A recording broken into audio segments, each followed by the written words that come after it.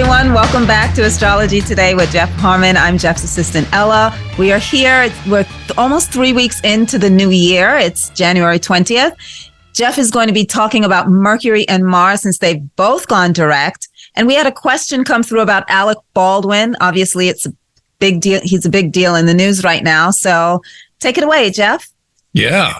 Well, a lot of stuff going on. I mean, everybody's been hearing about the Biden documents and also the whole scandal with that and what might happen with that. I actually find it really funny that CNN has actually turned on Biden, which is pretty amazing. You know, I mean, CNN, that's his channel. So, very interesting. There's been a lot of stories out just in the last day or two about how certain political people are destroyed when they, the kind of deep state, or you could say the secret government, doesn't want them around anymore. Of course, that happened to Nixon. We saw that happen to Kennedy and other people who have been, you could say, not in the fold anymore. They become, worn out. And I think that's what's happening to Biden. I really think that something happened in order to allow that document discovery to happen, because why all of a sudden have they discovered it? It doesn't make any sense. So, yeah. And again, this all relates to Mars going direct and Mercury going direct, which just happened yesterday. So Mercury is just now beginning to get going in the sky. And isn't that interesting? Alec Baldwin gets charged today. And it was on the 17th of January, which was just 2 days ago, that we had Saturn in the sidereal zodiac move into the very first portions of the degree of the sidereal sign of Aquarius. So it doesn't mean the Aquarian age, but it does mean that Saturn's transiting in sidereal Aquarius. And that really shifted the energy. Not only did Mars and Mercury go direct, but you can really feel the shift. So everyone out there is going to find it's going to hit them in different ways, because the air signs are part of what we call the air and fire trines of the sun. So they're more proactive. They're more activating. We're going to see a lot more energies moving forward, a lot of crazy stuff. So yeah, one of the things that I did look at was Alec Baldwin. I did look at the question someone asked, and the question was, will he get convicted? It tends to lean towards no. I think the people who loaded the gun, I forget their exact titles, the people who were in charge of the armory and loading the gun and handing the gun to him, are probably definitely going to go down. That's what it looks like. I think in the end, the chart leans towards he's going to probably not be convicted of killing someone, because it really wouldn't have been his fault. Not that I'm here to judge, but that's what the chart indicates. It leans more towards an acquittal, or he walks in some capacity. So let's hope for his sake that happens. He's got a bunch of kids, and I don't think he ever intended to kill her or anything like that. So let's see if the chart is right. We'll certainly find out. You can bet this is going to be a long drawn out drama. I'm sure this will go on for quite a bit of time, as most legal things do. So, for sure. Well, you did check out his chart in general, and what's he got going on that could ignite something like this for him? I'm glad you brought that up. What Alex got going on, if the birth time that I have, now he doesn't have a published birth time. Everyone's in Lois Rodden's data bank. They put him right around, I think it was 2 p.m. or noon, a lot of astrologers use. I actually got, he might be born right around 7 a.m. I got about 7:06. If that is true, it actually fits Alex's chart perfectly. Why? Because he has Uranus transiting his ascendant and Pluto over his midheaven. Now, most of us will never live to have that happen unless we have Pluto somewhere in the 7th or 6th houses. I mean, it takes 240 years for Pluto to go around the chart. So that's a long time, somewhere between 240 and 250. So Alec was, if he's born at that time, it is transiting his midheaven. And it's pretty safe to say not too many people have a dramatic event like he has, an accidental death. And though a lot of people get that with charges with cars and, drunken driving and so on and so forth, but that's a pretty once in a lifetime dramatic event. So that makes me think that this birth time that I'm using is probably accurate. Also in the Nadi astrology for Alec Baldwin, which is much more forgiving in terms of birth time, shows that he literally has Saturn transiting his air trine, which it does for all of us, and it's making some pretty tough aspects in his chart. So this is not an easy time for him. And I don't think we need astrology for that one, do we? No.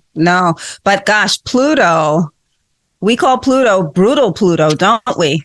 It is. We've both had a taste of Pluto, and it is pretty brutal. And interesting that Pluto wasn't considered a planet, right? For quite some time. Yeah. Well, it wasn't discovered. Pluto, Neptune, Uranus, and Pluto were not discovered until the end of last century and, of course, the beginning of the 1900s. So they were all kind of spaced out. But, a lot of people call Uranus Herschel, named after the person who discovered it. But yeah, Pluto, Neptune, Uranus, and Pluto were not discovered until late in the 1800s, early 1900s. I forget all the exact dates. You can look it up on the internet. But yeah, and I have to say, astrologers have been observing Pluto clearly for the last 100 years, or very close to that. I think it was somewhere in the early teens, Pluto was discovered. The only thing I can say in looking at hardcore data, going back and looking at the cycles of Pluto, even though it wasn't known about directly in the Western world. By the way, the Vedic astrologers did know about it. There's actually, they didn't call it Neptune, Uranus, and Pluto, but they knew about several bodies that were in the solar system. Some of them are what they call dark planets, and others are, the replacement of Neptune, Uranus, and Pluto. So apparently they knew about it a long, long time ago. So they were just outside of the purview of normal astrology, which was from Saturn in. Saturn in rules the mundane world. And I find that to be true. In fact, you can find with most people's charts, just reading from Saturn in the Vedic or Nadi astrology will pretty much give you everything you need to know. Wasn't there something about Pluto's size, though? That's right. That's exactly right. The size of the planet, that's more what I was referring to. Oh, I see. Yeah. Well, the size of Pluto has been causing astronomers to bring it in and out of the classification of a planet. And that's more where I think, you were going. Yeah. So, some people have declared it, it's only a planetoid. It's not big enough to be declared a planet. And then others have said, no, it is big enough, so we'll put it back in. So I don't know where they are on that, but I know that they've been back and forth. The only thing I can tell you is when I look at people's charts, when I look at especially location astrology, and I see Pluto coming in on someone or they're living on Pluto lines, boy, I'll tell you what, I don't care if they declare it a planet or not. Everyone else declares that they feel it. Right. Sure. right. I cannot tell you how many times we feel it. Yeah, they feel it. I cannot tell you how many times I've had clients say to me, my God, what's going on? And I go, well, you got Pluto transiting over the place you live. Or if it's on the descendant or ascendant, those are personal or partnerships and relationships. And I know myself, I've absolutely felt it. I don't care what anyone says. And I've had some pretty rational people who didn't even believe in astrology. And they said, what the heck happened right here? And I said, well, you would have a Pluto planet. There's one of the ones you got to watch the most is Pluto-Mars latitude crossings. I'll never forget, I had a friend of mine. Oh, God, this is probably 25 years ago. He said to me, Jeff, what happened? He said, I was at this location. I went there and stayed for a couple of months. I said, well, Leonard, you got a Pluto-Mars line. And he goes, I got road rage like twice, and I almost got in a fist fight with a guy at a gas station. I had him read the description of Pluto-Mars latitude crossing. He goes, oh, my God. He goes, it's exactly what it was like, volcanic. I said, yeah. My definition for that is flipping matches over an open can of gasoline. And, you know what you get on that. So, but Alec Baldwin, if that birth time is correct, he definitely has Pluto transiting his midheaven. Absolutely tumultuous. This would be, see, the 10th house rules government. It also rules anything to do with the public at large. And I mean, think about what he's going through. It's pretty heavy duty. Yeah. And, not too fun to have anyone have an event like that in their lives. No. Well, now with, again, we know that Mars and Mercury are going direct. So they are direct, yeah. They are direct, right? Yeah. So in terms of our government, what can we expect right now? It seems pretty heated.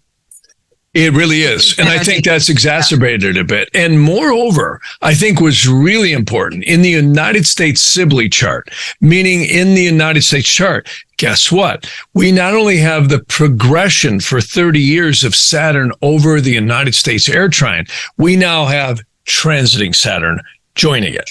But remember, I had mentioned this several times, the United States has Saturn transiting the moon, which is that fancy term known as Sati Sate. So Saturn is actually going to directly match the degree of the moon. That's called the exact conjunction on literally March 11th of this year. So what does this all mean in plain English? This is the stuff we've been talking about on previous podcasts. We are going to see heavy duty stuff coming down in the United States with the government between now and March. I think we're going to see it this whole next 2 years. But on the short term, definitely it's Saturn going to transit the moon. Got to remember, when it enters the sign in sidereal or Vedic astrology, that's like a person coming in the room. Even though they might be over by the door, you feel them, that they're in the room, right? That's the analogy. But as the person walks up to you, that's when the energy really gets intense. Well, that's exactly what the analogy would be between now and March 11th for the United States. We're going to see energies really, really ratchet in. And I think the other thing that's going to happen an awful lot is the sidereal Mars going direct. See, it's in an Earth sign right now. It's going to go also on the confluence of the United States air trine coming right up here. And I think it's right in the middle of February.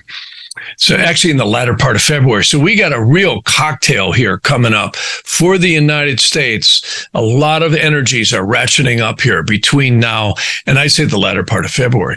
And again, let me also say we have the Neptune square Mars. That is the aspect I've been warning about that happened right before the Civil War. That is actually completing this whole phase in March this year. So this is why we're feeling the tensions coming in right now in the country. It's very, very, very strong. But yet, wait, there's more. It's like a Ronco commercial. So, and the other thing is we have Mars coming to a conjunction of the moon. And that is by primary direction at the end of this year. So again, I would love to be the bearer of good news, but I can tell you over the next couple of years, we got a lot of stuff coming on, stuff I've never seen on this country. And speaking of brutal Pluto, we got Pluto conjuncting Pluto in the United States sidereal zodiac all next year. So, and these things don't just happen when they happen. You feel them beforehand, just like we're feeling the Saturn over the moon, and we have been.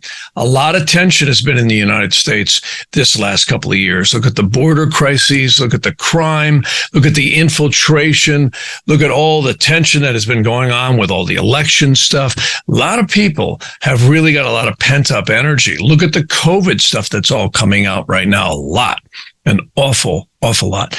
And I think all these background pressures are matching the astrology, and you're going to see some real tension coming loose here, particularly from March forward. And I think we're in the setup right now. So that's why we titled this podcast, definitely Mercury and Mars go direct. Let the games begin.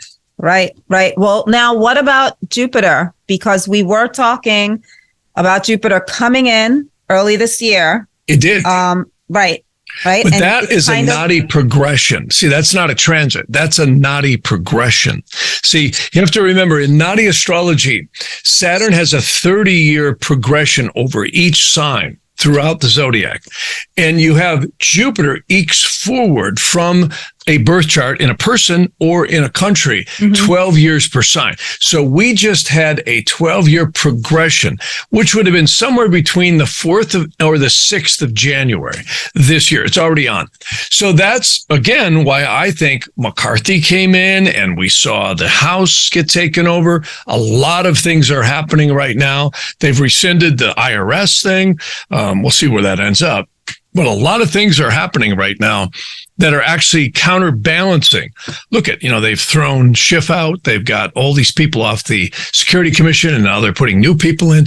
So that is part of the reason why we're seeing this. So, and that's I'm glad you brought that up, because that's actually what's, I think, going to give us a lot of hope here. It's the balancing of the scales. Right. A lot of people are talking about the recession. And it's going to really start to turn here.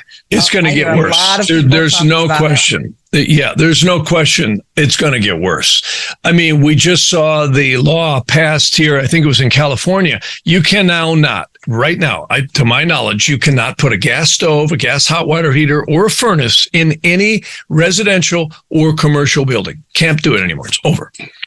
So this is unprecedented. And then it's not going to be much longer. They're going to have it so that you got to rip everything out of any home or any commercial institution that has a gas appliance and replace it with electric on an already overloaded electrical grid. And they now want you to get rid of all the gas cars and, of course, load the electric grid down even more. And when the windmills stop turning, I guess we'll just sit here and wait for, our dinner to get done or whatever else we're doing, charging the car or taking a hot bath, So it's a really kind of creepy time. It really is. And this is exactly what was happening right before the Civil War in comparative analogy. Right before the Civil War, of course, I wasn't there, neither were you, but I mean, I read the history and there was so much subterfuge going on, so much trickery and so many things being manipulated. And that's part of what also helped bring the Civil War on. We're in a different kind of war. We're not going to have a civil war, in my opinion, like anything like we had back then. We're now having a war, I think, between freedom and fascism. And this is what we've been talking about on many other podcasts. And I'm pretty sure that we're going to see some significant stuff starting to happen this year. This is the trigger year. If so far the last 2 years have been, we've been in reaction mode. Now you're going to see the trigger mode start to come through. And as reaction happens, that's when the bad guys are going to come back and I think cause more trouble. I hope they don't, but they could. Yeah. And the astrology shows they just probably will. That primary direction, and for anyone listening, a primary direction is literally when a birth chart happens in a person or in a country. Each year is a degree in the chart. So you just advance all the planets forward, but it's called primary direction. And it sounds simple, which it is, but it's actually really, really accurate. And the United States, for the first time in its entire existence, has a Pluto return. That's one by transit. The second thing it has is the primary directed Mars conjuncting the moon, which is general populace.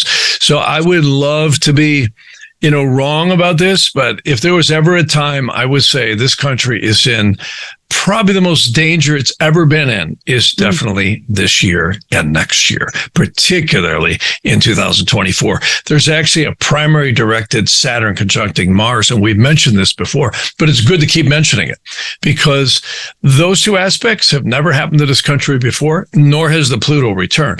This is really powerful stuff. Wow.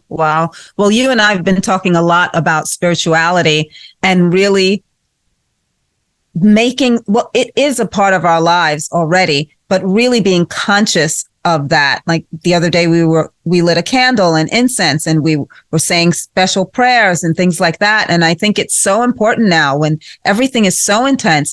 The more we do that, the more at least I feel that goodness is being spread, even though all of this demonic stuff is happening, and it's always happening, right? But especially now when times get very, very, very tense, I love to go even deeper spiritually at these times in particular. Yeah. Yep. I think it's a combination of things. I think we have to take action. I think it's really good that people get behind their local politicians and really be very concerned about their country and, hold these people accountable as to what they say they're going to do in their offices, and really become involved. I mean, I hear so many parents that are so concerned about where they're at. So many parents are pulling their kids out of schools. They don't want to subject them to some of this stuff. And further, I also think, like you were saying, is really good because thoughts literally are things. They are literally thought form elementals that come out. And just the fact that we hold our space and we're not going to buy into this mind control, I think is a really good thing, as well as meditation and, focus on asking the divine to really change this, because these are some very demonic forces at the very top of the pyramid, and they've always been there, and they've always been manipulating things. And I just think they know how to come in when these astrological energies happen, and we had it happen in 2020. And I can tell you, the United States again is in probably the most critical places it's ever been in its entire existence, and it feels like that. It really does. It does feel like that. I mean, these guys in Nuka City, they don't care. They do not care. You are dealing with some really, really evil people at the top of the WEF is going on right now, World Economic Forum. And of course, we listen to Klaus Schwab, who is I think his wife's maiden name was Rothschild. And, clearly it's like listening to the Sith and Dr. Evil talking up there when you listen to Schwab and you listen to Soros. And of course, Al Gore, he looks something like a big evil frog or alligator or something. It really has changed. It's like, Al, we got to lighten up here a little bit. But crazy. It's all going on. It's all going on. Yeah. It's all going on. Well, thank you, Jeff. Thanks for tapping into all that. It's a quick one. Mars, Mercury, Pluto. Mini Mars. Yep. All right. It's all going on. Thank you so much, everyone, for watching, and we'll see you next time. Thanks for listening.